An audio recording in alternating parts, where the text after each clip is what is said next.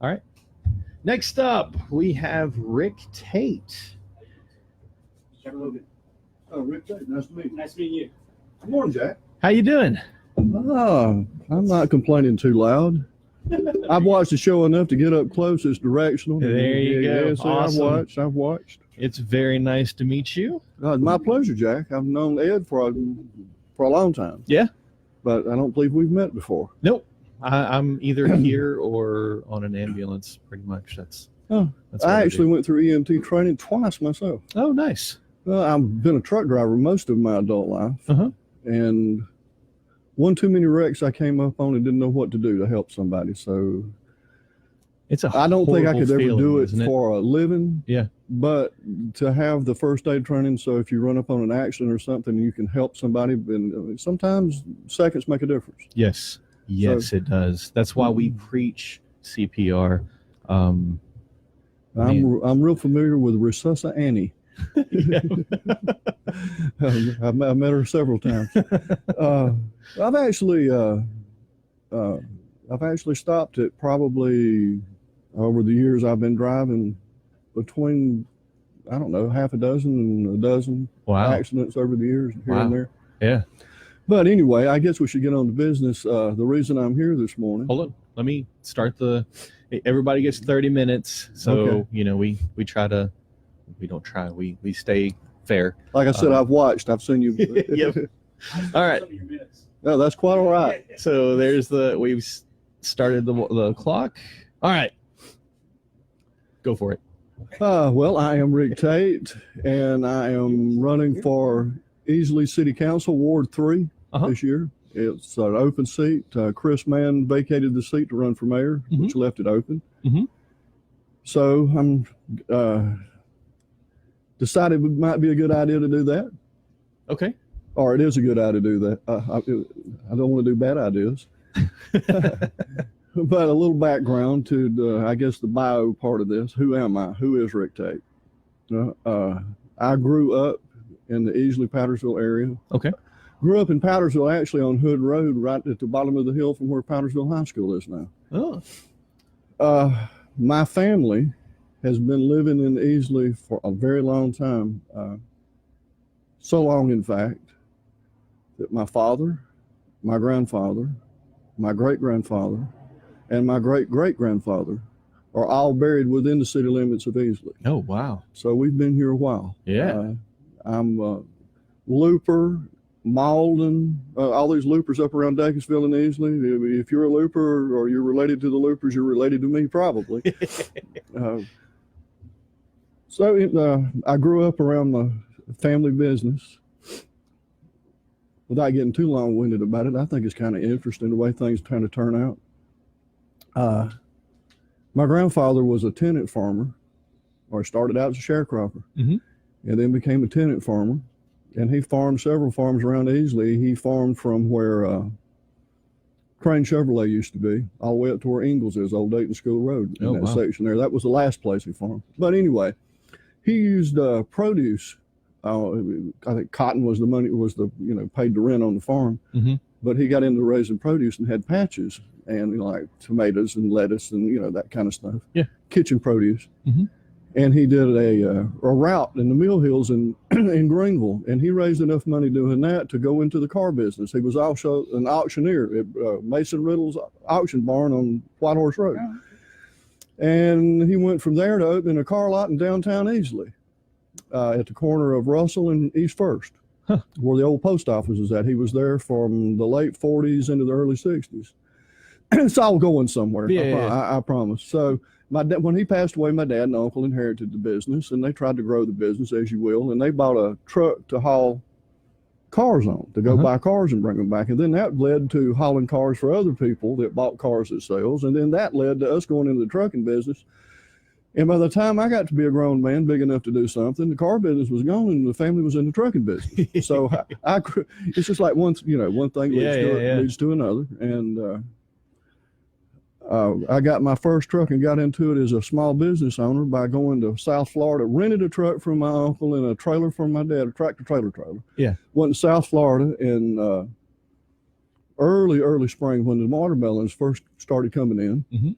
bought a load of watermelons out of the field and went to New York to Hunts Point Market, farmers market in New York City, and sold. I bought them for 50 cents a piece out of the field and sold them for $4.35 in New York. Oh, wow.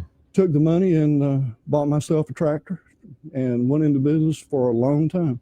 And stayed at it till I was a single parent with an infant daughter. I stayed in a little past her being, well, she was real little, and it kind of got to be difficult to be a daddy and run a business and drive a truck. So I went to work for somebody else. I actually left that and went to being a driver supervisor at South Carolina Steel. Oh. And to get off of this subject, I for the last several years, I've worked for Benor Logistics doing logistics support for BMW. Oh, cool. Hauling cars again. You start off hauling cars, and now you're back hauling cars again. Life is a circle. Yes, life is a circle. Life is a circle. It's funny how things work out. And I guess I should throw in here somewhere, I am the chairman of the Pickens County Republican Party. Oh.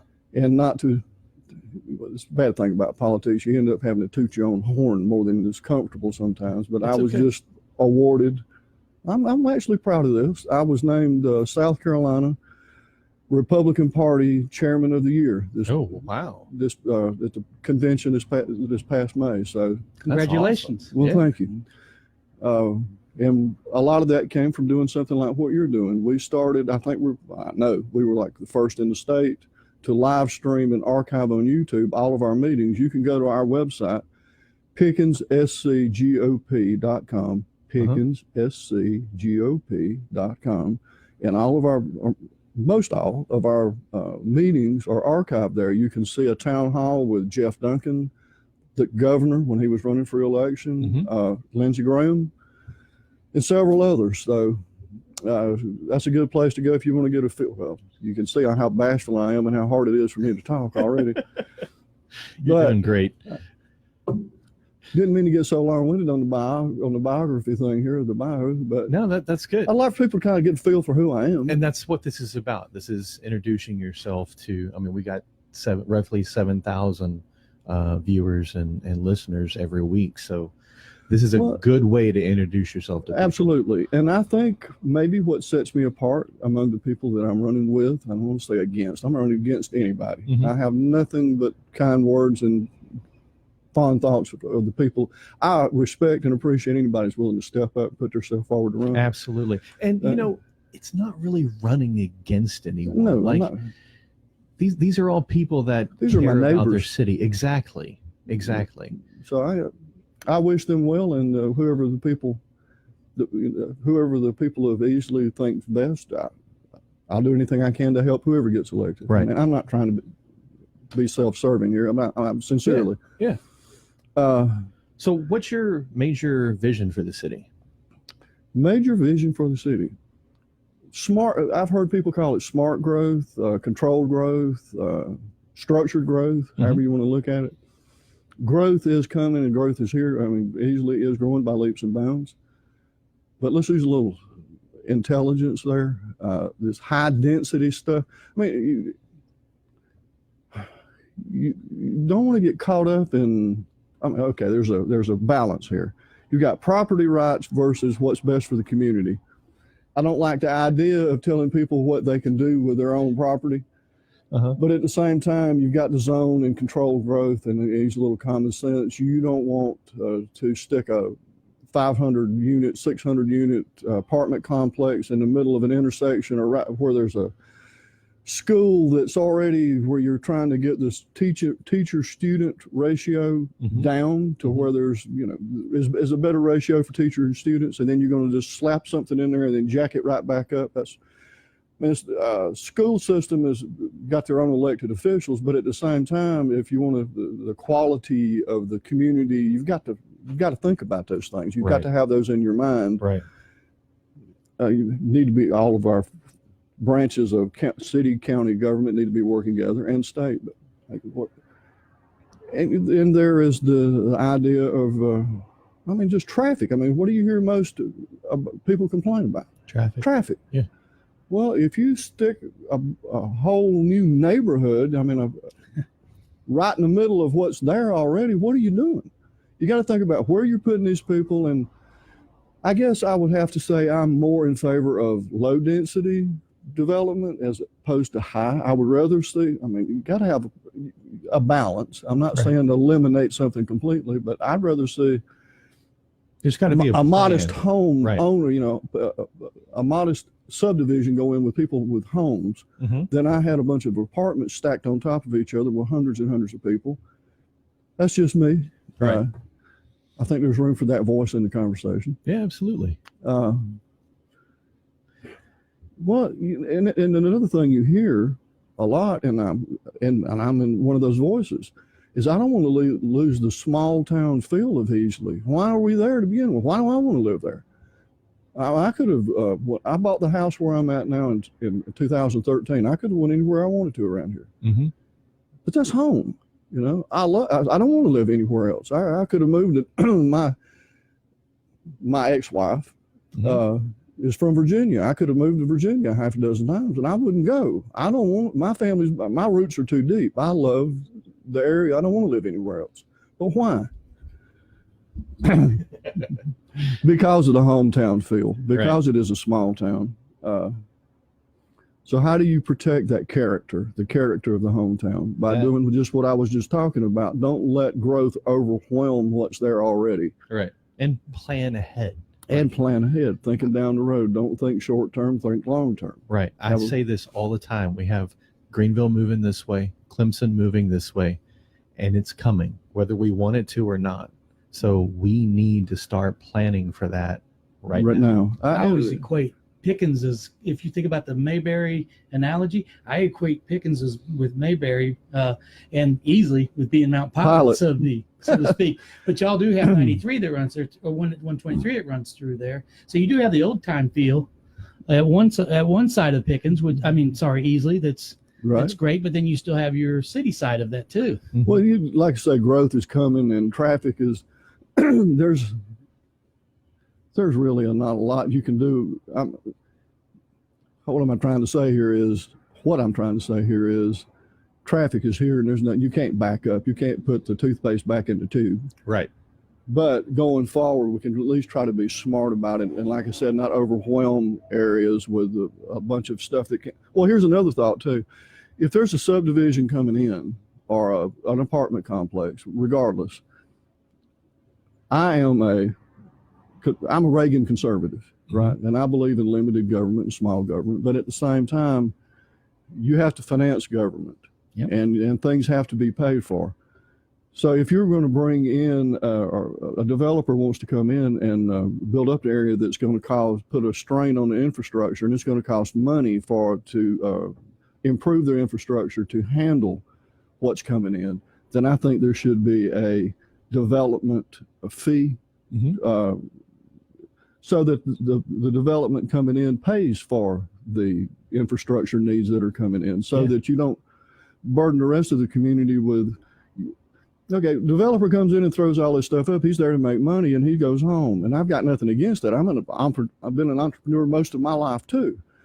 I'm all for the free market system and making money, but at the same time, if you're going to throw, if what you do results in putting a strain on the system to everybody else around you, a user fee, a one-time user fee when you come in, do an assessment, see what it's going to cost to update the infrastructure to handle the extra traffic and the water and the sewer and whatever else is going to go on there. Right.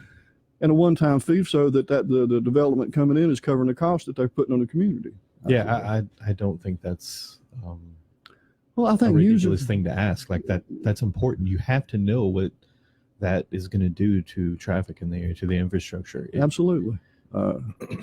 Speaking of traffic, do you think that 153 extension right there going behind the Walmart and all that area, you think that's going to relieve some of that traffic on 123 right there? Because it's always a bottleneck right there. It'll move the bottleneck from 123, or part of the bottleneck. It won't remove the entire thing, but it'll move the bottleneck up to Saluda Dam Road. Yep, it sure will. We need to work with the state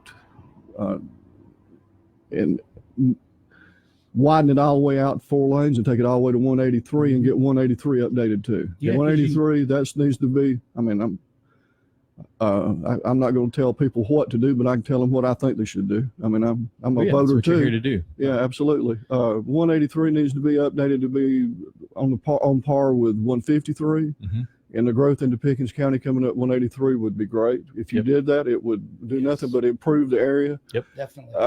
And extend 153 up to 183, and then you've accomplished something. Right now, you're just moving the bottleneck. I mean, I'm not saying you shouldn't have done it, but at the same time, there's more needs to be done. Right. And it's my understanding that there's 400 acres of land to be developed in that stretch that's being opened up. Mm-hmm. And the city is working on bringing in an urban planner specifically for that 400 acres to figure out what to do with it. And there's going to be limited access to the highway through there so that traffic can flow better.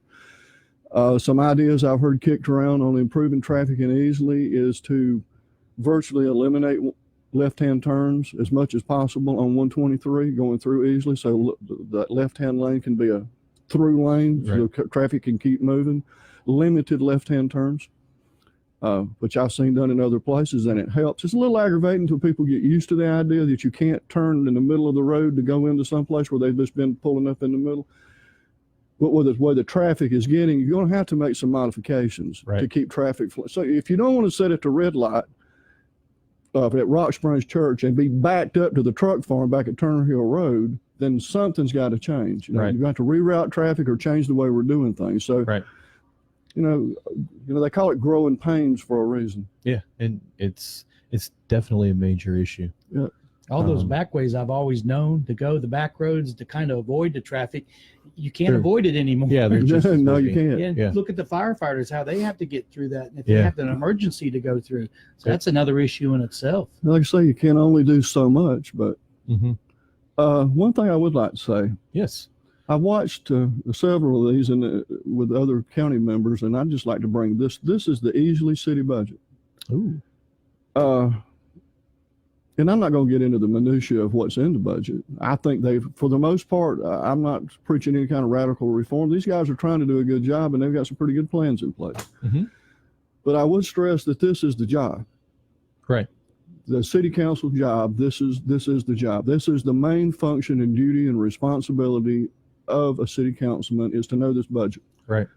And to be able to manage the money of the people that are paying into constituents, the citizens Easley, manage their money in a responsible way, and spending that money in a responsible way. And I believe in self-governance. I believe in people getting what the kind of services they want. And the one thing I keep hearing over and over right now is people want trash cans.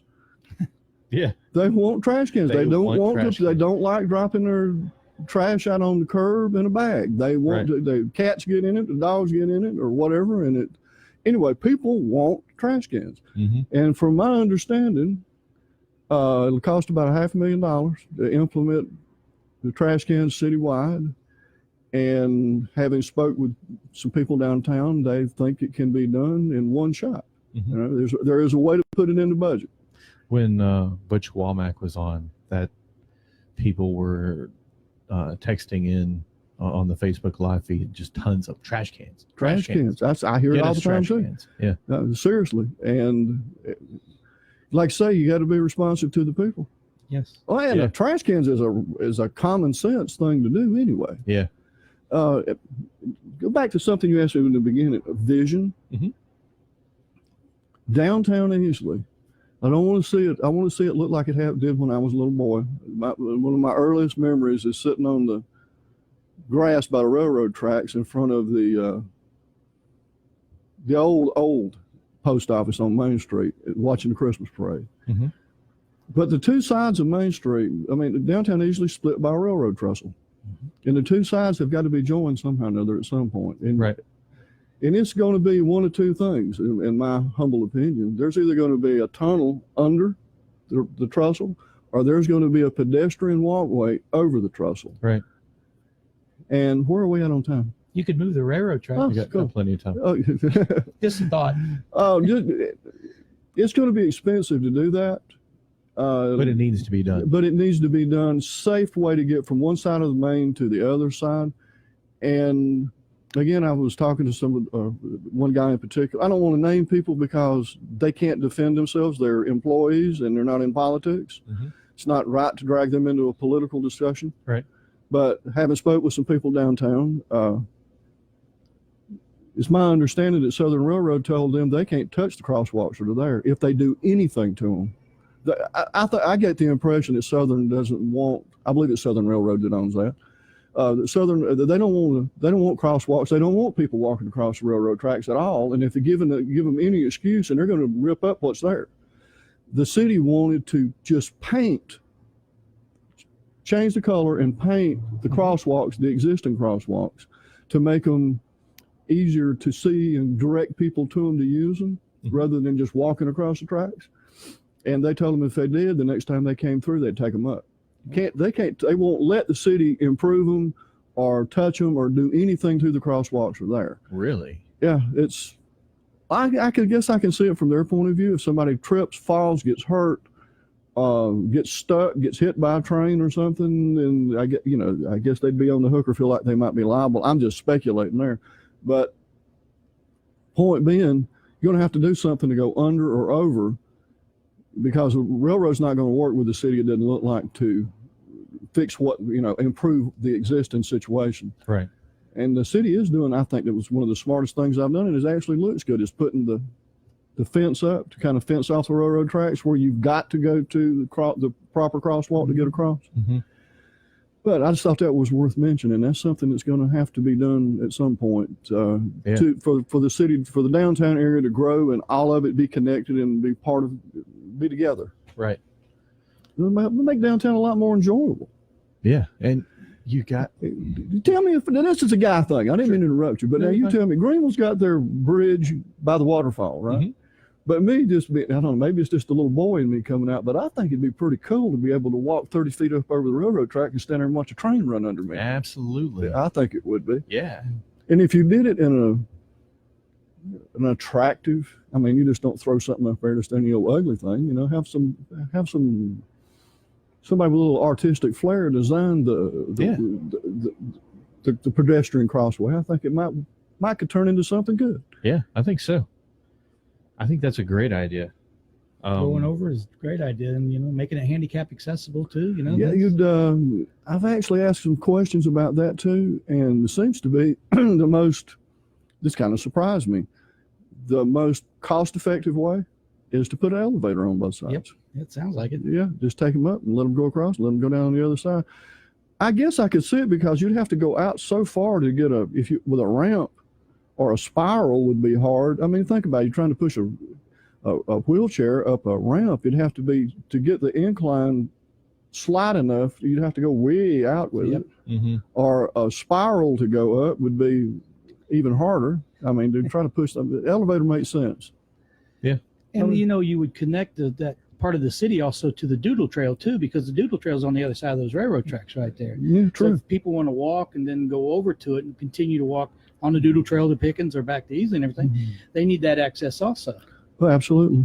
And they have an idea, because they want to take the Doodle Trail and spur it off, right? Down South Fifth, yeah, to the new apartments that they're building. Yeah, where they're building at the old Easley Mill. Yeah, so they're gonna have to do something there. Yeah. Well, it'll be interesting to see how it all pans out. Yeah. And I think a lot of this stuff is just common sense. Mm-hmm. I guess the one, if you held a gun to my head and made me, that's a bad image. But if you pinned me down and made me say if there was something I would change or do or something, the sign ordinance thing, it kind of bugs me a little bit. Yeah. Okay. If you're going to go on somebody's private property and tell them they've got to do something, there needs to be a compelling public interest involved. It can't be just because you think it'll look better. Right. And signs aren't cheap. No, they're not cheap. Expensive. And I think back to putting the toothpaste back in the tube, I think it's too late probably to go back and do away with dropping the signs down. Mm-hmm. But I would want to and put forward a motion to change it to a grandfather clause. Oh yeah. I don't see making and then over time it'll change. Yeah.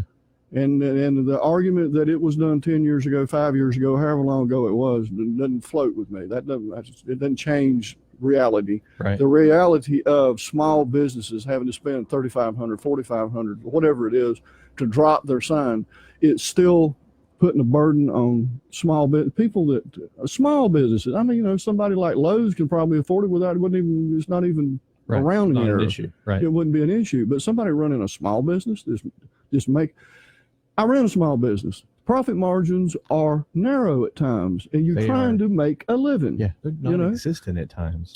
And government should be. Just being honest. Yeah. Well, it's hard to make a living. It really is. I mean, it's something like 80% of all businesses fail. Mm-hmm. So what you're saying is, if something ain't broken, don't fix it. Exactly. Right. And, I guess, see, I'm old school on this stuff. I'm one of them nuts that believes in the Constitution and individual freedom. And, I mean, I'm not trying to get on the soapbox on this. No, but let the people know what you think. Look, it's the primary responsibility of government from Washington to the city of Easley is to protect and preserve individual freedom. Right. Got 5 minutes. Okay. Like I say, I don't want to get on a soapbox about this, but that's what makes us a republic. That's what makes the American dream possible, is individual freedom, freedom of choice, right? And that is not to ignore the fact that there is the greater good. Mm-hmm. And when you're planning a community, like we was talking about a while ago, with planning growth and preferring low density developments over high density developments to preserve the small town feel, I get, that there's a balance there, but the primary role is supposed to be from start to finish. If you believe what Madison wrote and what he thought, the primary responsibility of government is to protect and preserve individual freedom. Yep. And a man's home is his castle. And if you're going to walk in his yard and tell him what he can do and what he can't do, you better have a very good reason. Right. And there are good reasons to, it was like they've got an ordinance, you got to cut your grass. Okay. If you don't, then you're going to get varmints and it's going to affect the people next door to you. Right. That makes sense. Right. Like I say, I'm about to get on the soapbox here. So it's good though. Anyway, let's know what you get, and what you see is what you get with me. That's good. And this is a nonpartisan. I guess I should address this. It is a nonpartisan race. I am the chairman of the Republican Party in Pickens County, but there is no conflict of interest that I'm aware of. There have been people served on in county elected positions before, and did the county chairman job. The county chairman job doesn't pay anything. It's totally on my time and my dime, so I'm not paid. But the upside of it is, in a nonpartisan race, you usually don't know for sure what the political leanings are of the person you're voting for. In this case, with me, you know exactly what my political leanings are. Right. I am a conservative Republican. Right. Have been, well, this tells you anything. The first time I cast a vote was for Ronald Reagan. And if anybody's interested, I turned 64 years old yesterday. Oh, well, happy birthday. Well, thank you. You're a local homeboy, too. So. Yeah, local homeboy, 64. Yeah. I can't, but the old saying goes, if I'd known I was going to live as long, I took better care of myself. But it's kind of hard to do when you're driving on the road all the time. Well, I've done both. Local, since I have one child, be 27 next month. And since I became a father, I came off the road, and you can't be a daddy if you're not there. Right. You got to be there. Yep. Right. That's how I ended up coming out of a truck, and not coming out of a truck, but coming out of being an owner operator. I did it for some years after she was born, but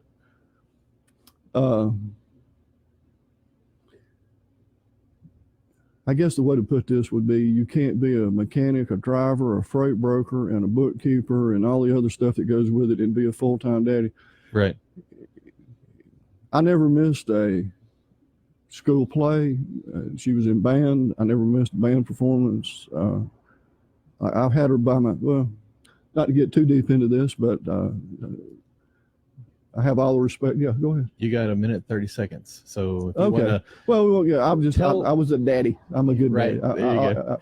Tell people how they can get a hold of you, where they can learn more about you. You got a Facebook page? VoteRickTate.com. Okay. And Facebook page is a work in progress. Okay. Rick Tate, City Council, Easley City Council, Rick Tate, Easley City Council. Okay.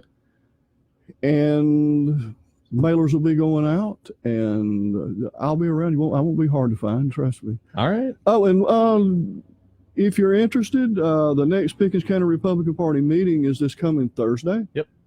At 7 o'clock. At 7 o'clock at Silver Bay on 123. Yep.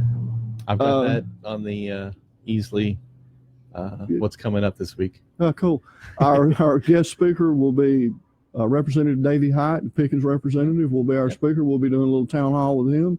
So come out. Well, the doors open at 6:30. Come in and get you something to eat, sit down and listen to Davey, and then ask him some questions if you like. And if you can't come, it will be live streamed at PickensSCGOP.com. And even if you missed that, it'll be archived on YouTube afterwards so you can watch it. All right. Well, thank you, sir.